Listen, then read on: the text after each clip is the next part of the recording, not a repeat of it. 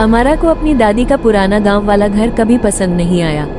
वो घर सीलन से भरा हुआ था, रात में गूंजता था और गांव के एक कोने में अकेला खड़ा था। जब उसकी मां को अचानक मानसिक आघात पहुंचा तो अमारा को उस घर भेज दिया गया, शोरगुल से दूर, सवालों से दूर। घर बहुत बड़ा था, ठंडा था और उसमें पुराने जमाने का भारी फर्नीचर भरा हुआ था। लेकिन एक दरवाजा जो ऊपर की मंजिल पर सबसे आखिर में था, हमेशा बंद रहता था।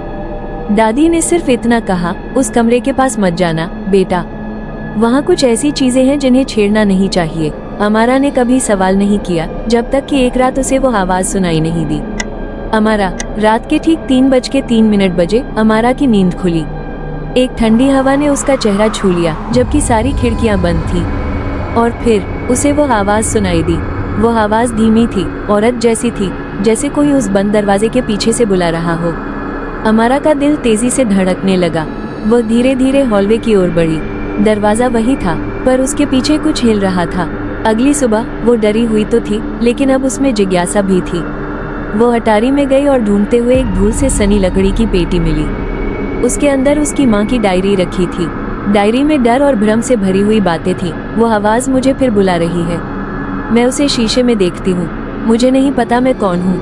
अमारा सिहर उठी। आखिरी पन्ने पर लिखा था, अगर तुम उसे सुनो तो उत्तर मत देना। उसे तुम्हारी मदद नहीं चाहिए, उसे तुम्हारा चेहरा चाहिए। उसी रात अमारा फिर से उस दरवाजे के सामने खड़ी थी। 3:03 बजे दरवाजा अपने आप खुल गया, धीरे से क्लिक करते हुए। वो कमरे के अंदर गई। वो कमरा अंधेरा और बिना हवा का था। बीचों बीच एक बड़ा टूटा हुआ आईना रखा था। हवा में धूल उड़ रही थी। अमारा ने उसमें देखा, लेकिन उसका प्रतिबिंब वैसा नहीं था जैसा होना चाहिए था। वो मुस्कुरा रहा था, जबकि अमारा नहीं। आईने वाला प्रतिबिंब आगे बढ़ गया। अमारा के बिना। उसका चेहरा जला हुआ था, आंखों में आग थी और चेहरा गुस्से और लालसा से भरा हुआ था।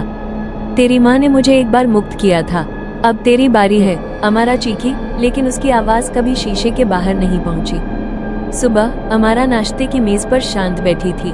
दादी को कुछ भी अजीब नहीं लगा, लेकिन जब अमारा हॉल के शीशे के सामने से गुजरी, उसका प्रतिबिंब उसे घूर रहा था। उसकी आंखें लाल थीं और उसकी मुस्कान वो अमारा की नहीं थी। अब वो अमारा नहीं रही और घर के अंदर वो दरवाजा फिर से धीरे धीरे बंद हो गया। इंतजार करते हुए 3:03 का। उस रात के बाद अमारा कभी वैसी नहीं रही। दरवाजा बंद हो गया, लेकिन रहस्य नहीं। और अगली बार जब घड़ी 3:03 बजाएगी, वो दरवाजा फिर से खुलेगा, किसी और के लिए।